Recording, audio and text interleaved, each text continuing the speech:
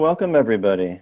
This is Jeff Brown speaking. I'm the facilitator of our meeting today to celebrate the work of Marshall Rosenberg. This is actually his birthday, what would have been his 86th birthday, I believe. He passed away 5 years ago, but we're here to celebrate his work, the impact of his work, and see some anecdotes and stories from people who experienced him firsthand. It's a very tender moment to remember Marshall and to share with people how he changed my life. I would say totally. Everything I live today, I got from him. So I'm very grateful to him, and I have a lot to share, and I've gathered some quotes from him that I like to share. And some of the areas that he really liked to address, in my understanding, was the social change aspect. And I heard him say many times that we have enough resources if only we will share in a fair and adequate manner, whatever that means. And he also said that social change will come through those people who are able to come from the beloved divine energy. You call it also that he would like to come from an energy of his own choosing. So to act from the beloved divine energy is something he speaks about in his little booklet, Practical Spirituality. And he would say, intention without action is meaningless. And in the area of social change, he also invites us to practice empathy with the oppressor. And then he would say, oppressor, if you put on your giraffe ears, there are no oppressors. And this is a radical perspective. I have practiced many times trying to have the oppressor disappear so I can see the human being. I'm getting better at it. And he also spoke to something that is still being discussed in our world, our NVC world today, about what does it really mean to live interdependently? What does that mean? Because we are not depending on each other. We're not independent of each other. We are interdependent. We are connected. We influence each other.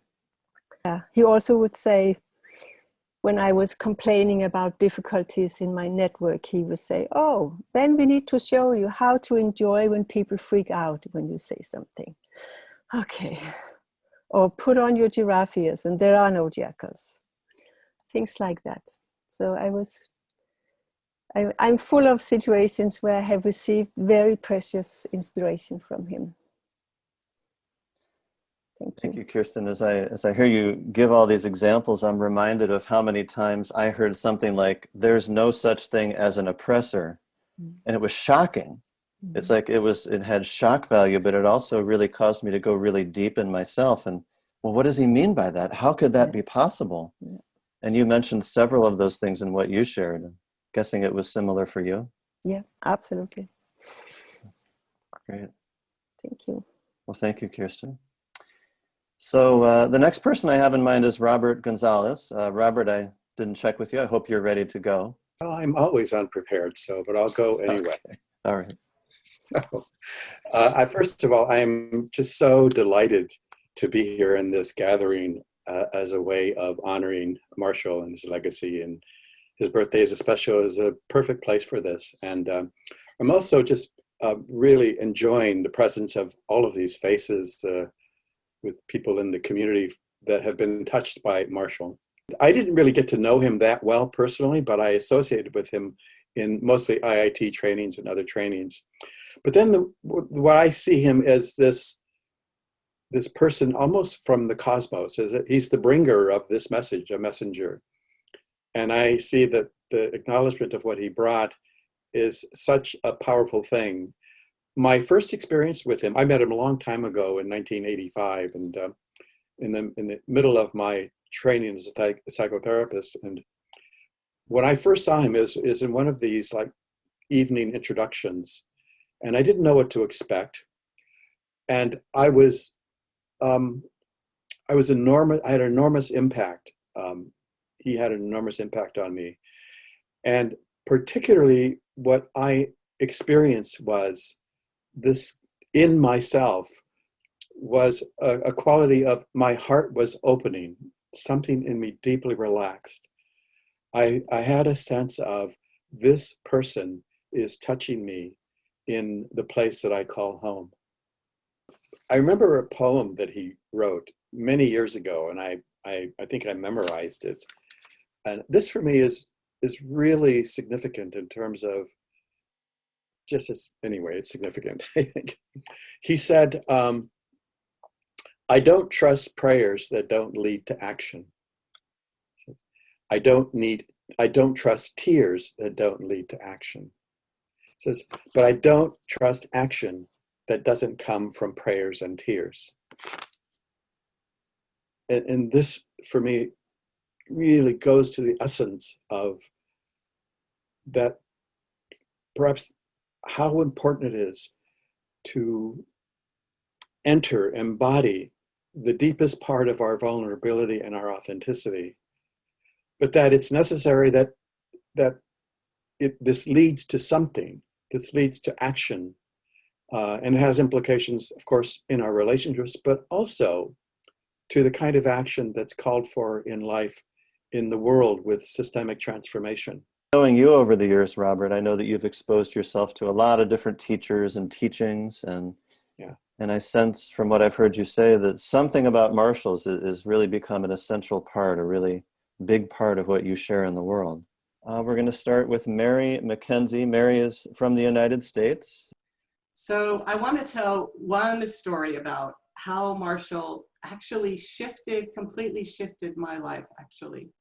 I was early in NVC, and I wasn't an instant grabber of it. I wasn't instantly engaged in it or instantly trusting that it was for me.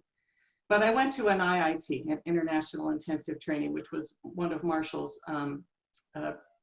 ways of teaching, his developed program.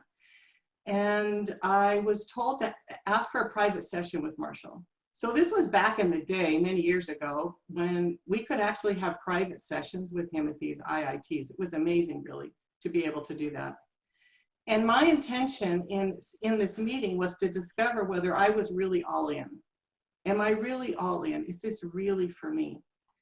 And so I went to talk to him, and I told him part of my issue with NVC was this need that I heard it as a need to be so authentic, because I was used to hiding out most of my life and not really being seen, not really being known.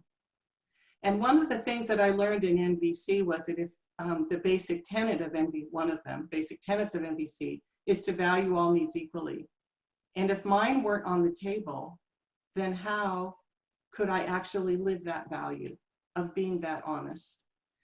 And so I went with him with a story which I was sure I would convince him that he was wrong and he would change his idea of NVC. I really thought this. I was so certain I was right.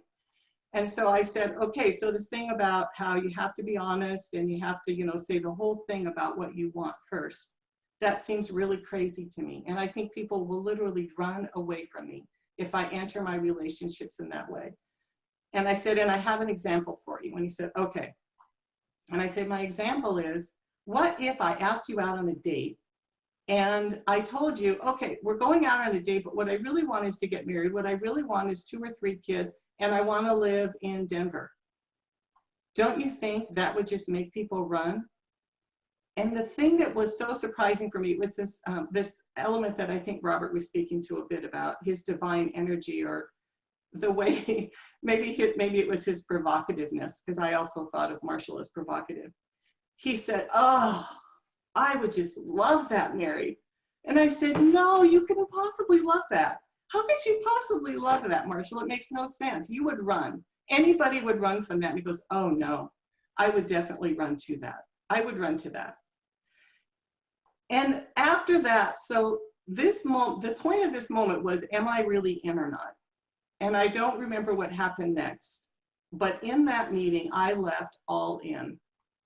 And part of the all in was imagining that I got to have a place at the table. That if I'm going to live in a way that values all needs equally, that mine get to have a place at that table. and even that languaging, a place at the table. And I think I've spent the next 20 years trying to find a way to live that using the principles that I learned from Marshall and my trainer friends.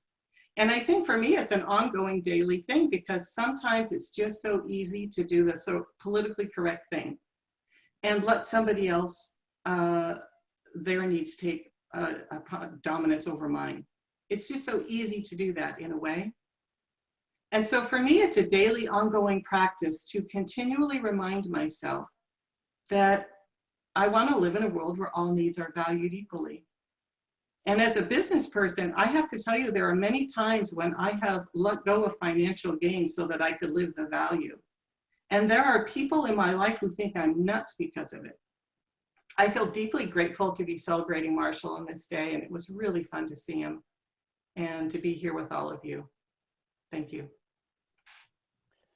Mary, I was really struck by your story that you shared about you had not yet fully bought in, and you went into the meeting with Marshall to try to show him the limitations of his own system.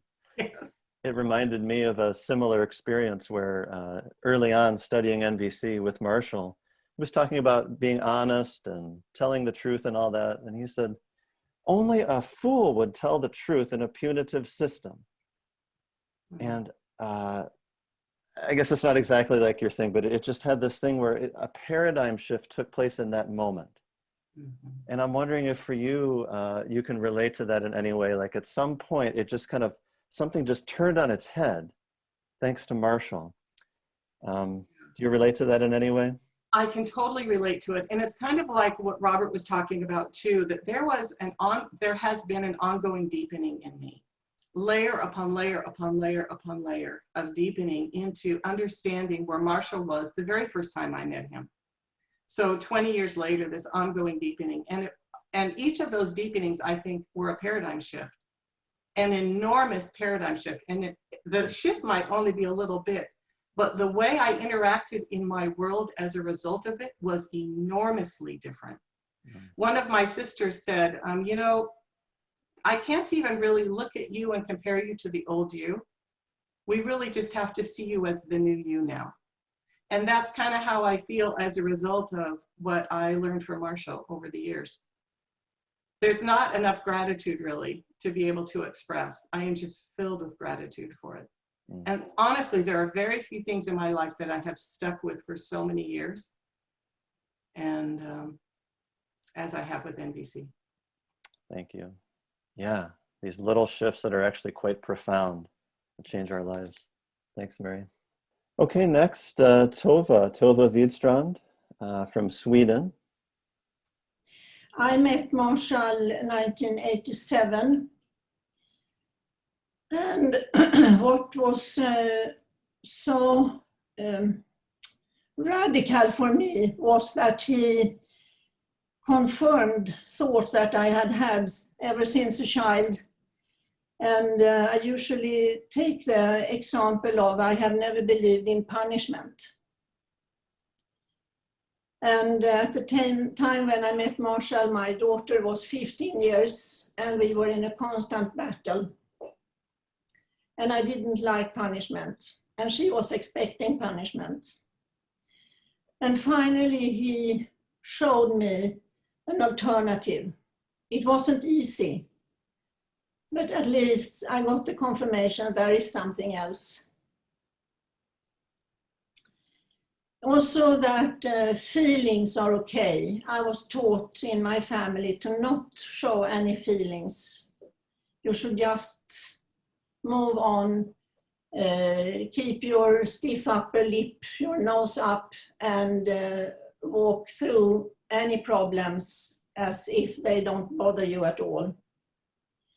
So this was very radical for me, and from the time I met him, there was really no way back. I invited him to come to Sweden the same year, 87, and then for many years I was organizing for him here in Sweden. So we kind of worked together, and I also served on Center for Nonviolent Communication's board for quite a few years. So I got to know him also from a more everyday perspective than just watching him as a trainer. I want to share particularly one situation. He was kind of unpredictable. Things could happen with him that you were not expecting. And the first one was that I'm thinking about was that he was invited to go to a big conference here in Stockholm for human resource people. He had even bought a new suit. And this was, I think, just about half a year after he was introduced here in Sweden. So I wasn't really used to his style or what I could expect from him. And we were sitting in the front row, and the presenter was asking him to come take the floor. And he stood up and he turned around to me and he said, "And you know, I have no idea what to say."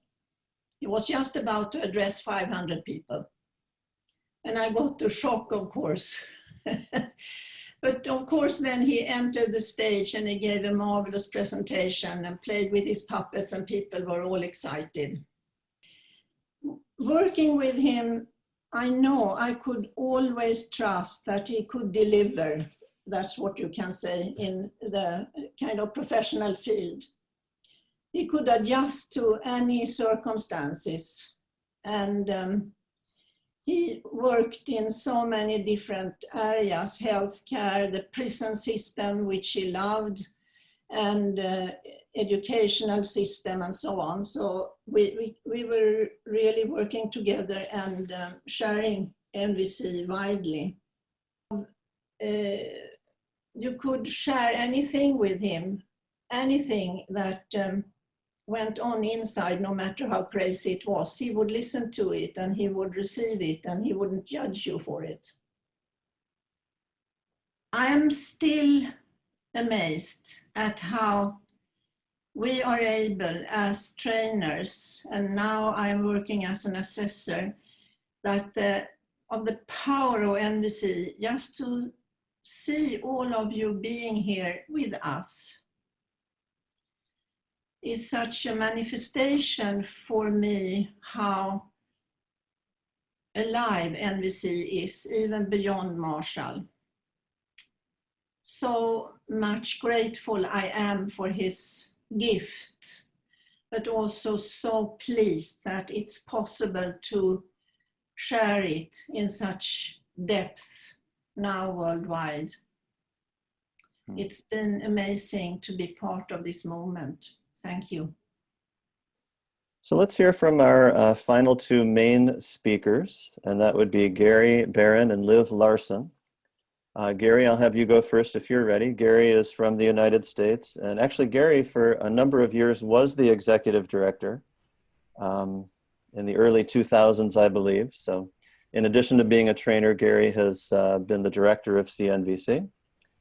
Gary, are you ready to start? First time I saw Marshall, a friend had suggested I might find his work of interest. I was already a licensed marriage and family therapist and thinking about learning to do mediation work, and I thought what he had to offer might fit into that. And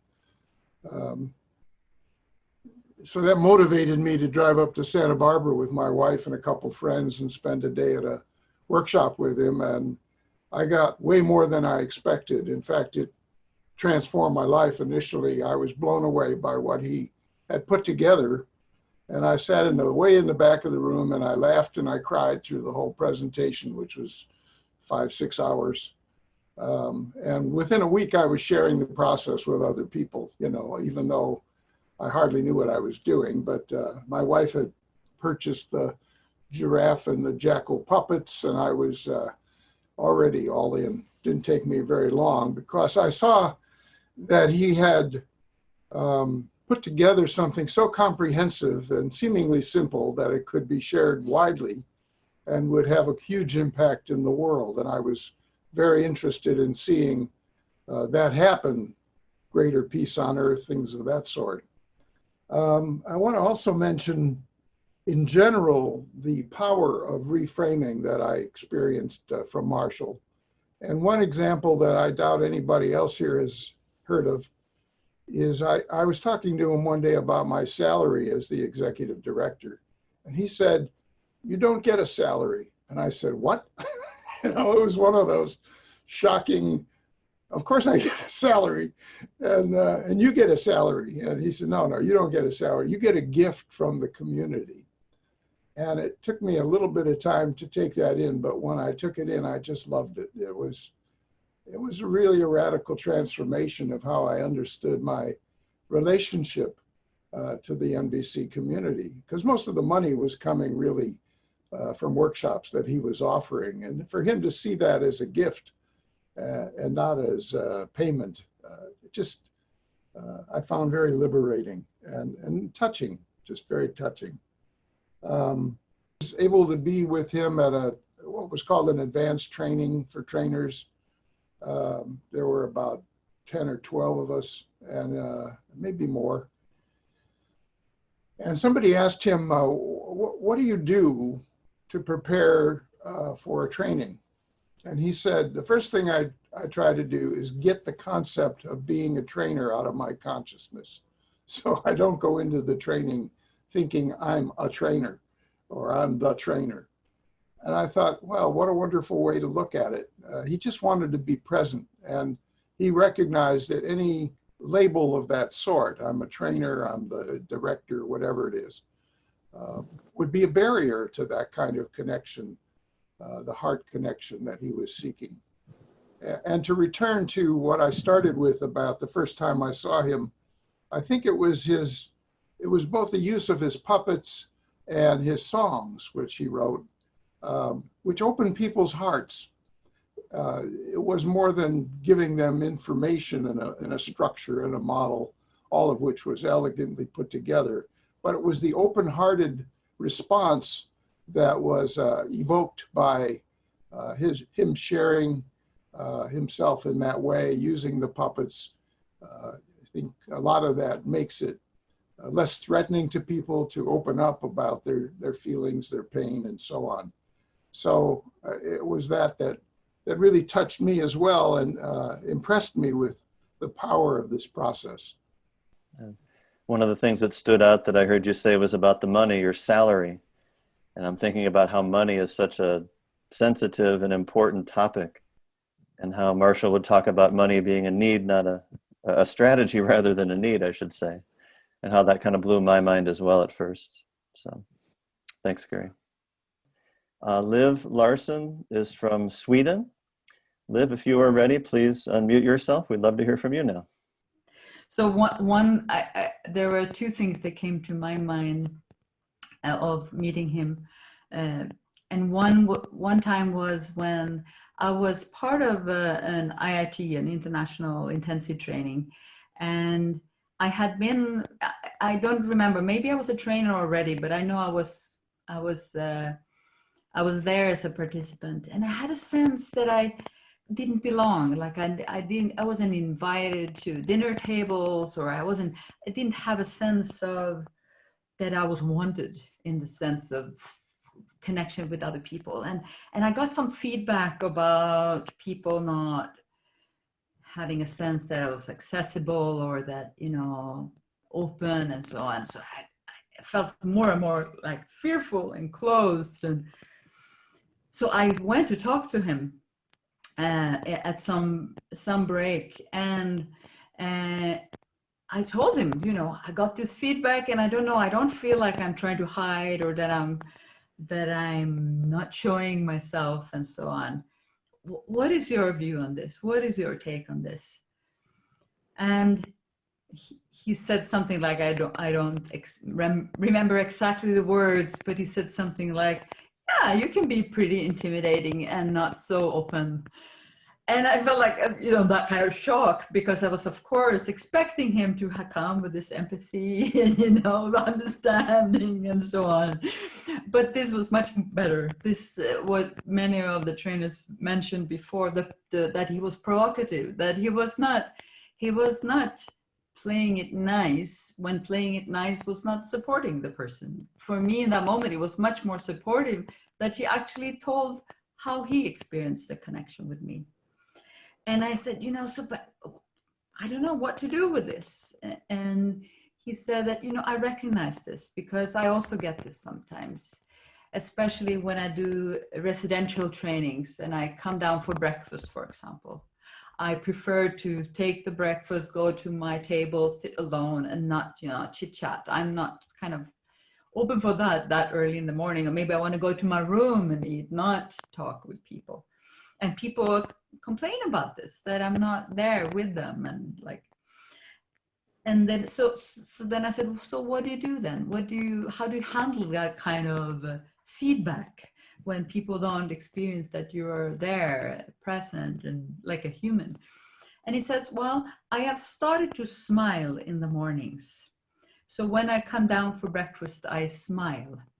And I had actually noticed this, that he was kind of smiling, but if you recall how he's looking with his lots of face hair, lots of big eyebrows and kind of coming for breakfast, he kind of looked grumpy also in my eyes. But then someone approached him and he would say, good morning. Like he would really come out of that grumpiness and greet this person and then go back to kind of his own world again.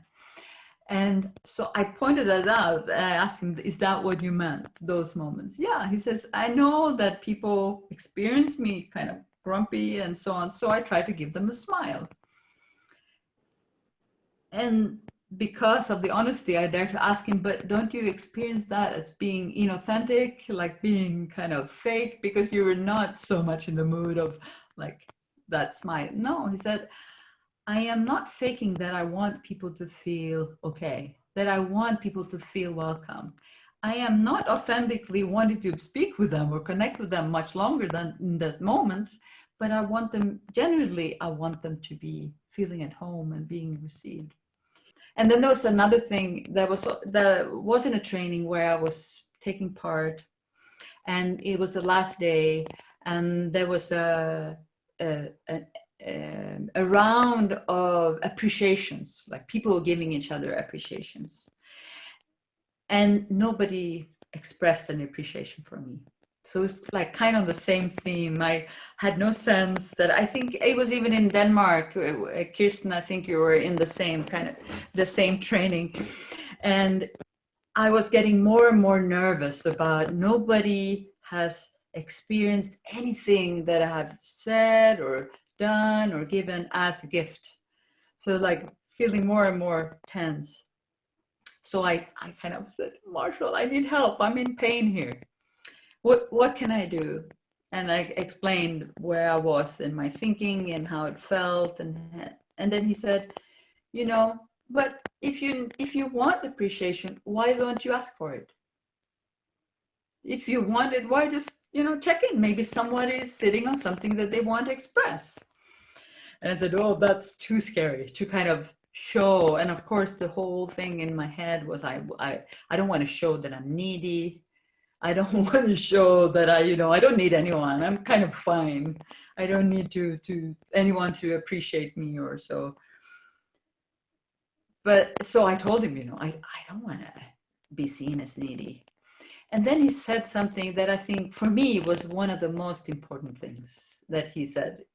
And he was something like, well, to always be on the giving end is also to be part of domination.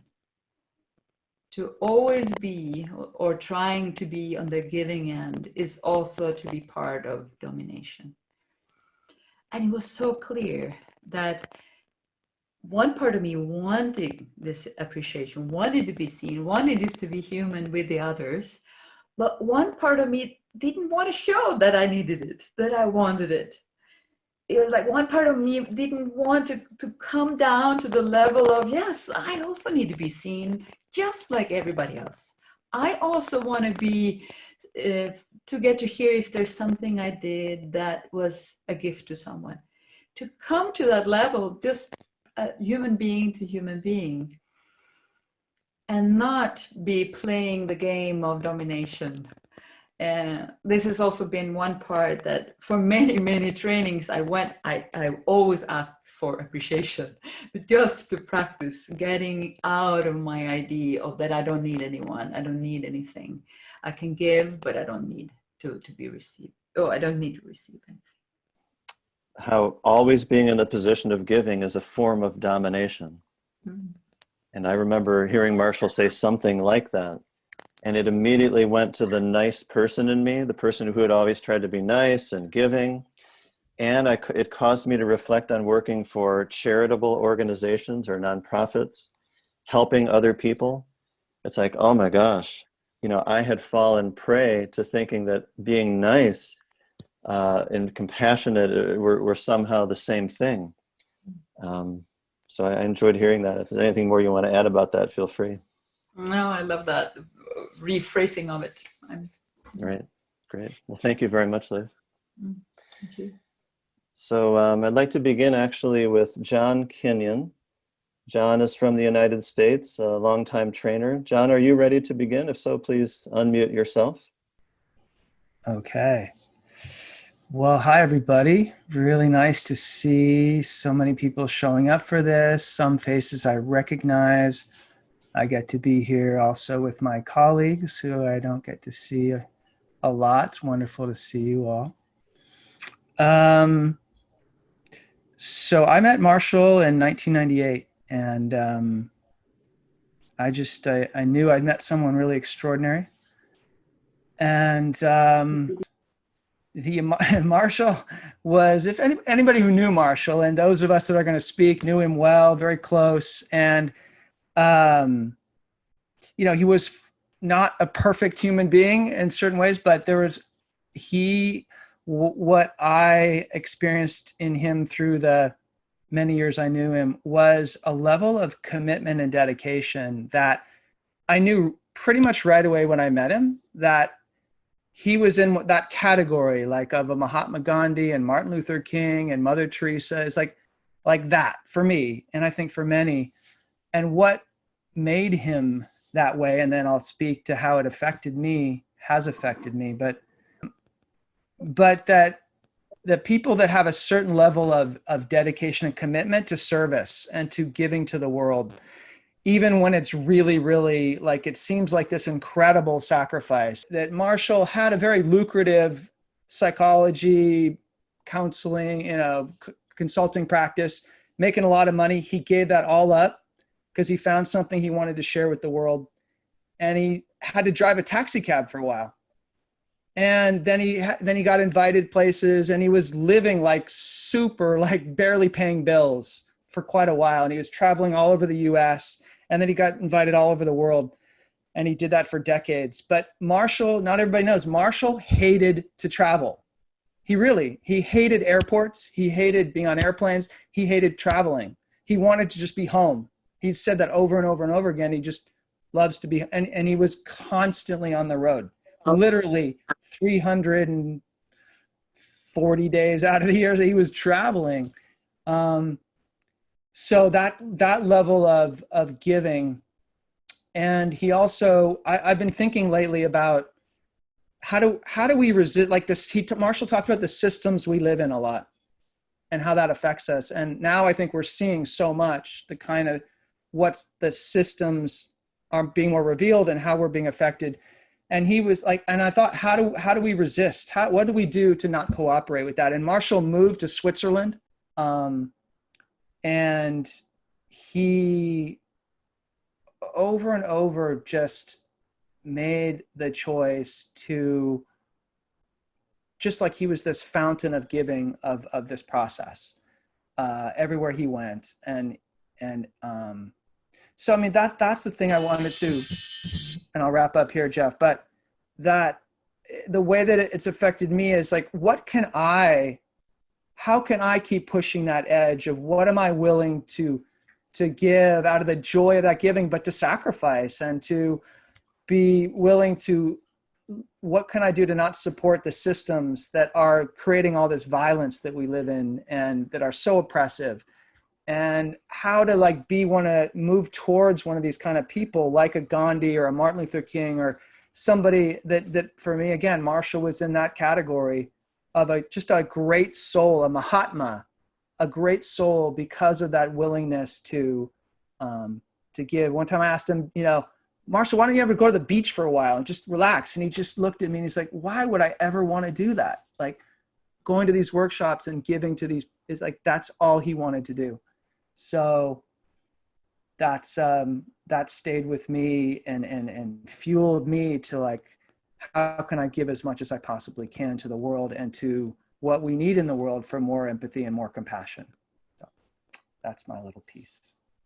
Thank you, John. And since I'm familiar with your work, I know that recently you've been kind of evolving your work to, I think, make it even more relevant for social change and social action. And could you say a couple words about maybe how Marshall influenced that in you? Well, for a long time, yeah, he talked a lot about that dimension of the work, the social systemic level of work. And it's only been as things have been breaking down more clearly here in the United States with our political government system and just all kinds of, what we're seeing in the world now. It's finally all the things I've heard Marshall's voice in my mind so often, in my heart. And when I'm doing training, like I hear his voice come through me. And I sometimes even feel in the way that I move that he, like that presence. And yeah, one concrete thing, these ideas just keep coming to me now. And one thing is I'm once a week offering this open online forum for people to come in across the political spectrum and try to help people, Marshall would say, pull people by the ears, to hear each other, to reflect back what they're hearing, even if they totally disagree with some other political perspective. So it's just, yeah, sort of seeing now and hearing his voice and getting insights into what to do at this point, given how everything is kind of breaking down and getting super chaotic, to support this kind of way of connecting in the world. Yeah. I often wonder, with everything happening today, how Marshall would be responding. Anyways, thanks for sharing, John. And yeah, I think his work would be very prescient, very relevant in today's world. So Myra, are you willing to be our next speaker? Sure. I was going to say something else, but I was so inspired by John that I'm going to change my story and make it a little more exciting and juicy. So I think the most exciting part about knowing Marshall is that my heart expanded and enlarged. I mean, every time I saw Marshall, I came away with more compassion in my heart. Just being in his magnetic field in his energetic field was changing for me. It did something beautiful and meaningful. But the way in which Marshall's work affected me was that when I began to discover this world, I began to apply it to psychotherapy. And I worked with marginalized populations for 30 years, people who are in some ways disenfranchised and or in important ways. And I began to apply the work and began to see just how empowering it was. Jeff, I don't see you. I want to see you because you're my anchor. Understood. So, I remember that. I remember how you like that from the past. Yeah. Yeah. So, for a long time I was disappointed, thinking, I wonder if I want to do something with this work, but something other than doing workshops. What could I do? And about a year ago, 2 years ago, I retired. And I was practicing psychotherapy, as I mentioned, for 30 years. And then when I retired, it became clear to me what I could do.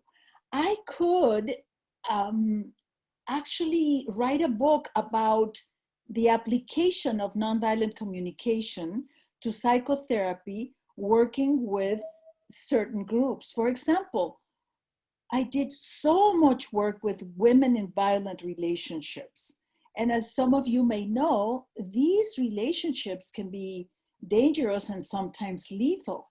And so for the women to begin to discover that they had needs, that their needs were precious and valued and universal, and that they wanted to claim respect and safety and protect their dignity, and they began to make very important changes in their lives, either to stop the violence and just claim respect, or leave the relationship.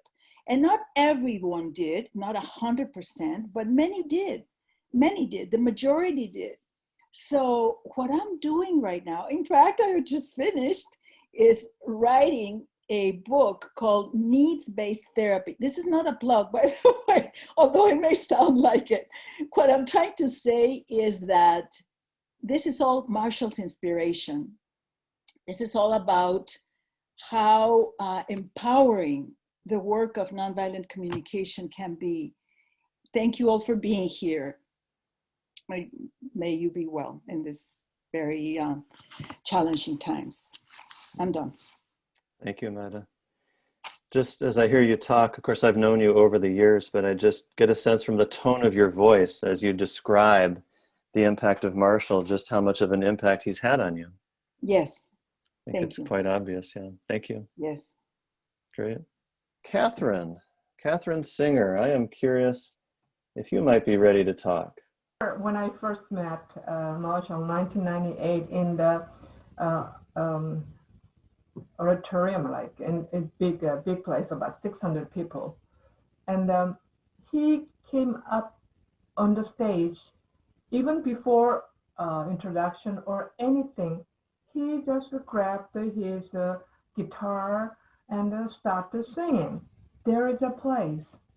And I was sitting in the front row. It's the first time I ever seen him. And then he started singing. He was not the best singer, but something touched me and I just started crying. I was surprised myself. What is this? This is ridiculous. Then I knew something is touching me. And that's how it started. And then I started going to the all the workshops that he's offering. And then I started working with him in the IITs and things like that. And how he changed my life. I sold my business and I started moving around with him. And then finally, after we did the workshops in the Europe, in America, in Hawaii, and here and there in India, and he started telling me, "So when are we going to Korea?" He said once, when are we going to Korea? Second, third time, I said, okay, we are going to Korea. So I moved back to Korea, the country I left probably about 25 years ago at that moment.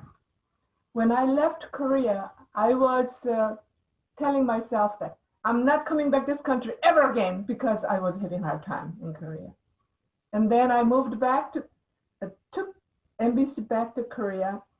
Nobody knows what the embassy is. And I started going around just telling people,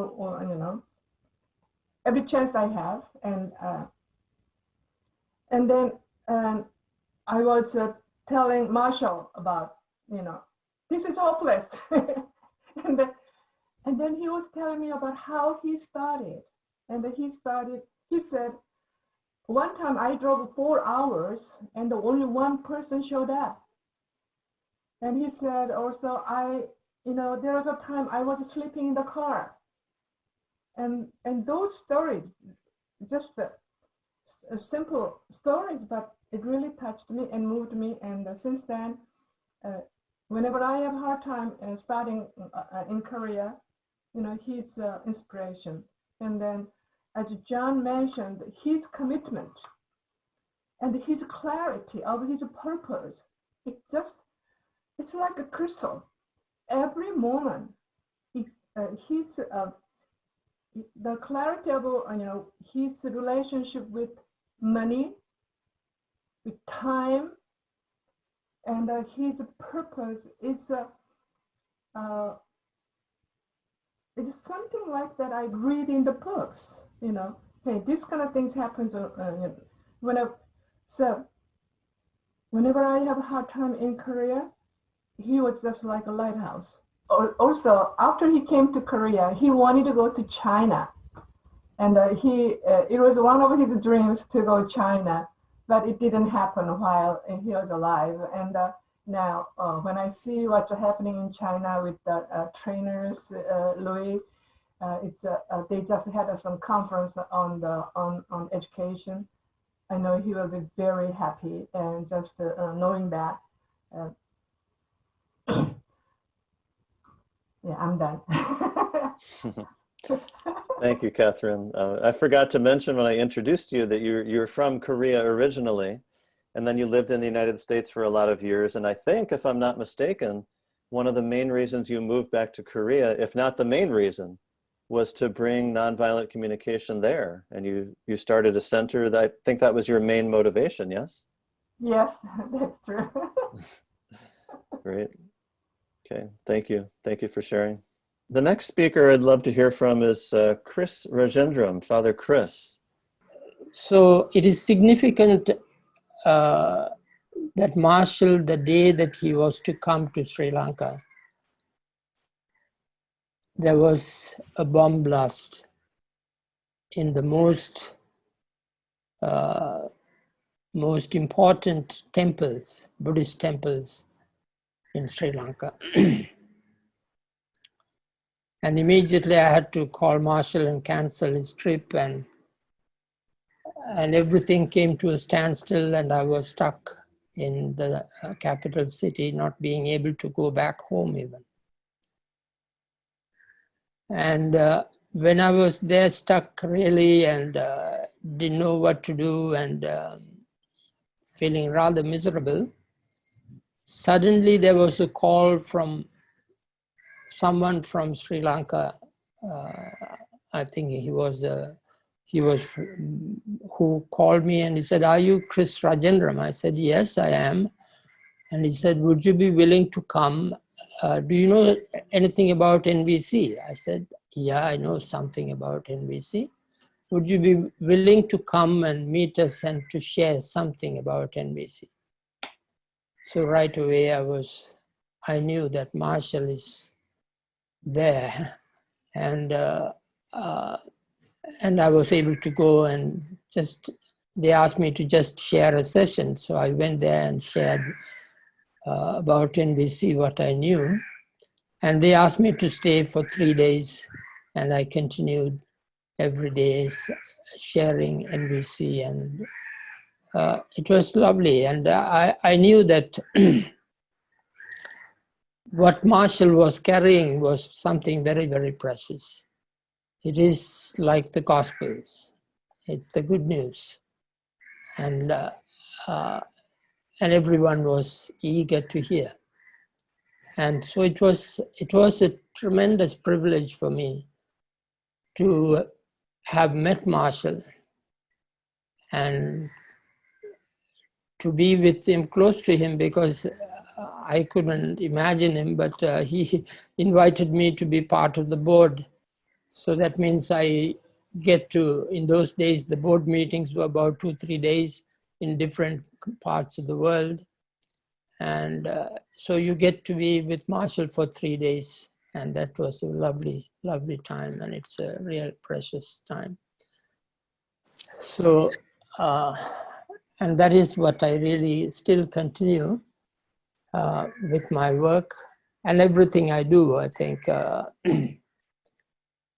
I see his presence and I see what he has brought to this world, and that I know will continue. And so what's most precious for me in Marshall is the fact that they say that, we used to say that he lived out of his suitcase. As John said, that he was running around all over the place. And he was always open to go wherever there is trouble.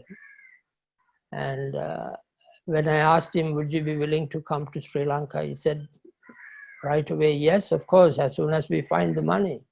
And of course, the same day that we had a meeting there, and then he said that he wanted to come to Sri Lanka, and one of my friends who was in the workshop right away wrote a check for him to go to Sri Lanka. So everything just fell in place. You know, it's such a synchronicity in all of this. So it cannot be just accidents. They are all part of it. That's how the world works, I know. So I'm really touched by everything that Marshall did and said, and I still value what he has to share with the world, and I continue. And what is also beautiful is that this is Marshall's, this openness is continued, because I remember in 2004 when we met at Budapest, and Marshall was supposed to go to Pakistan, and there was a warning, tell not to go and all that.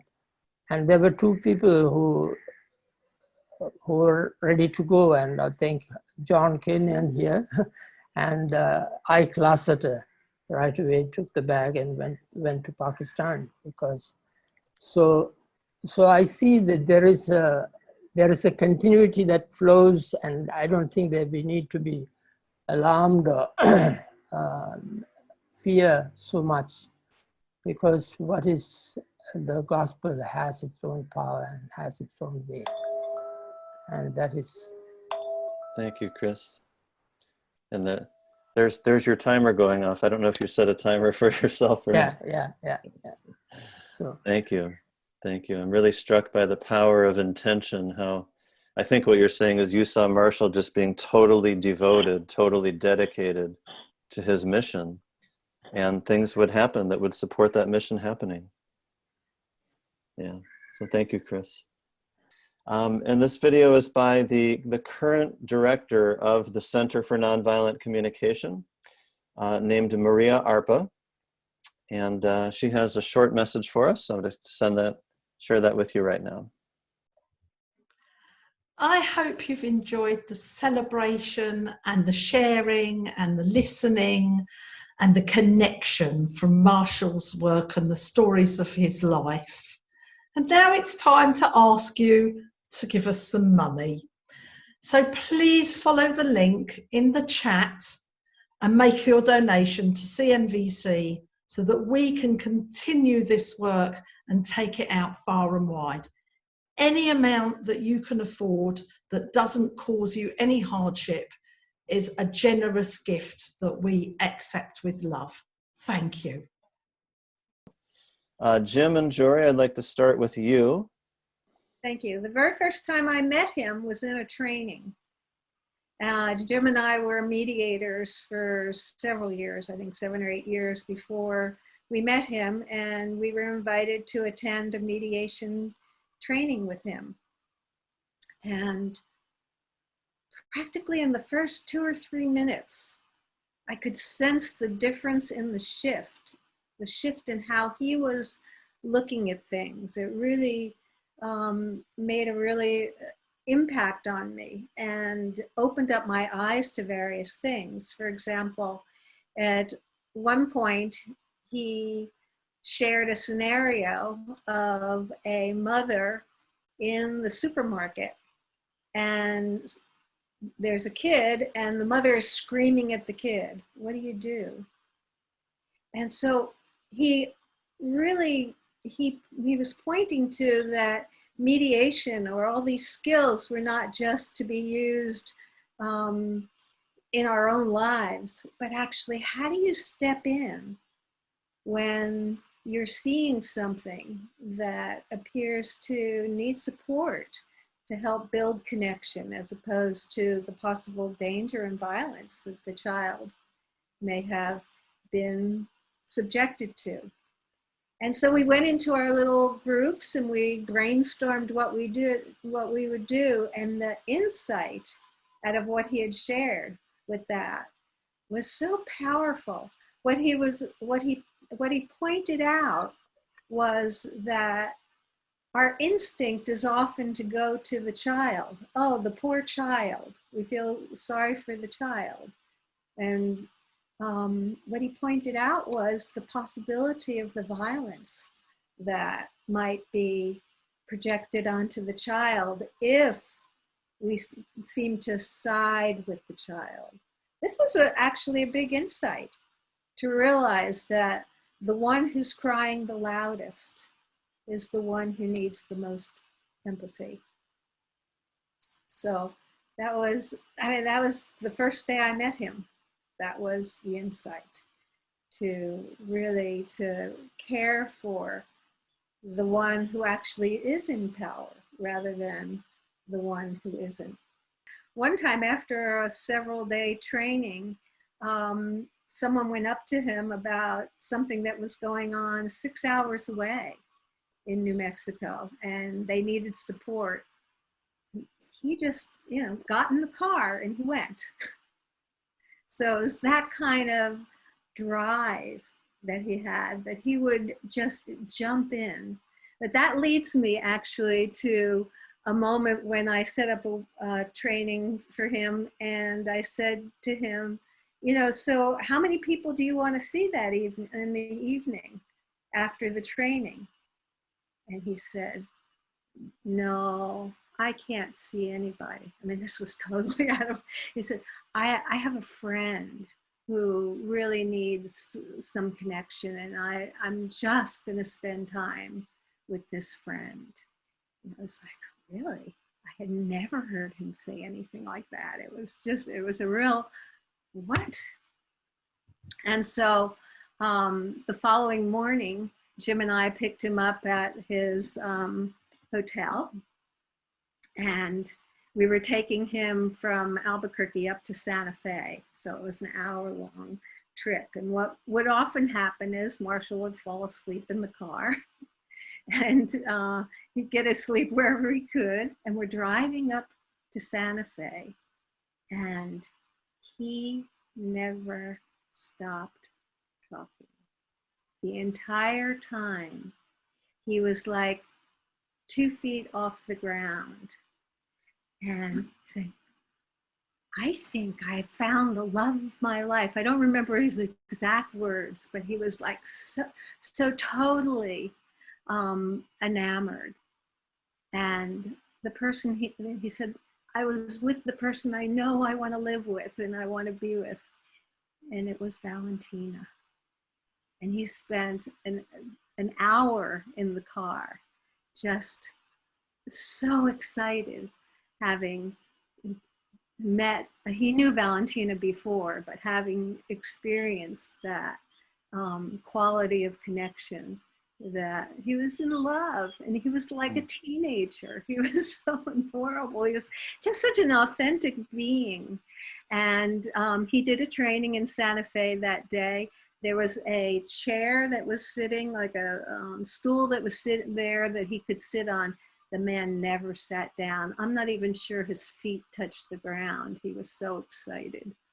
So it's one of my favorite memories of Marshall being in love with the love of his life, Valentina.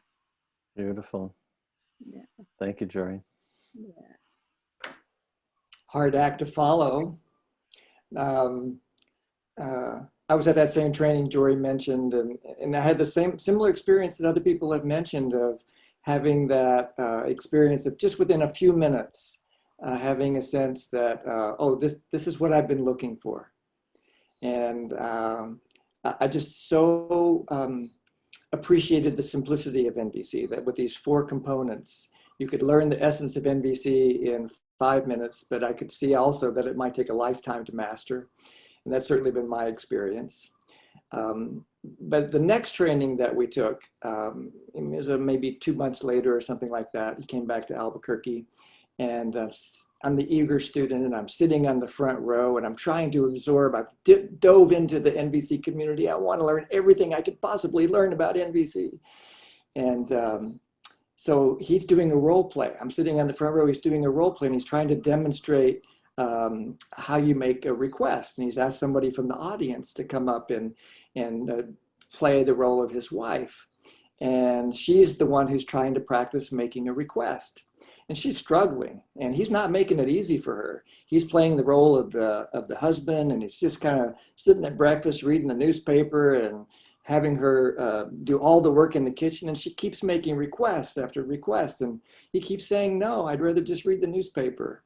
And her intensity keeps getting a little bit more greater and greater. And finally, you know, she said, Marshall, would you please, you know, and she made some sort of other request. And I raised my hand.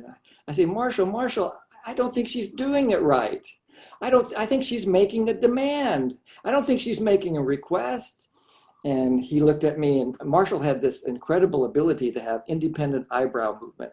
You can see it in some of his videos. And so it was like, this is exactly what he was waiting for.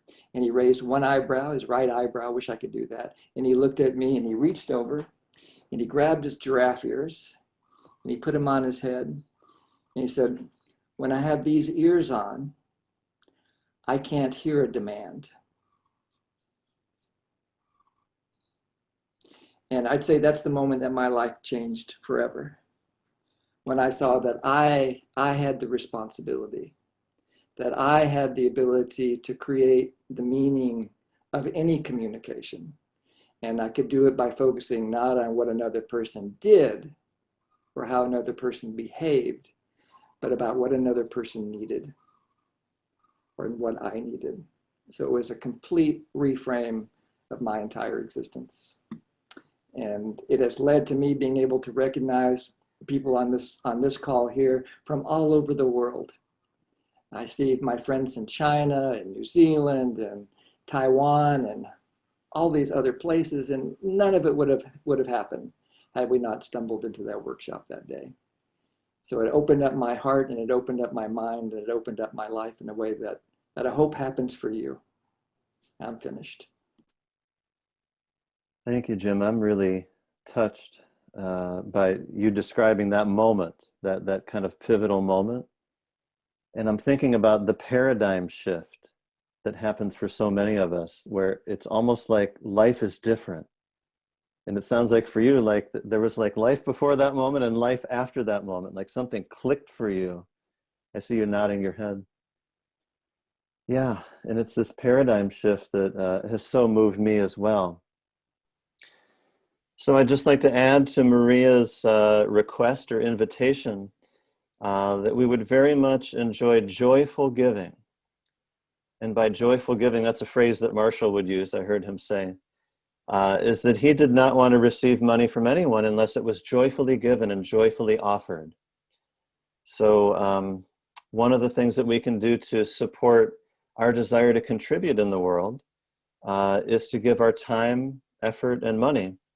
And in this case, we would love for you to give us some money. We would love your money if it's joyfully given, and if it's consistent with your values, and it's something that you can do without undermining your own sustainability. If that's true, we would really appreciate it. And I'd like to share, just briefly share another screen with you.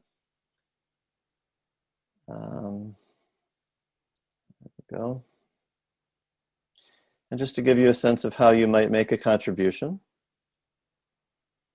So we'll be sharing this link in the chat and also in a follow-up email. So if you don't get it now, you can check it in an email.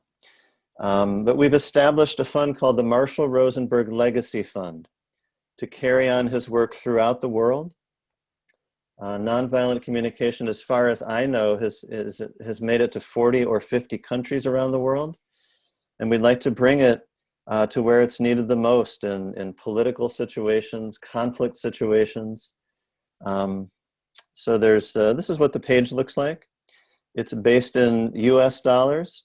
However, there are ways to give in other currencies as well toward the bottom of the page. So that's just to give you just a little orientation to that.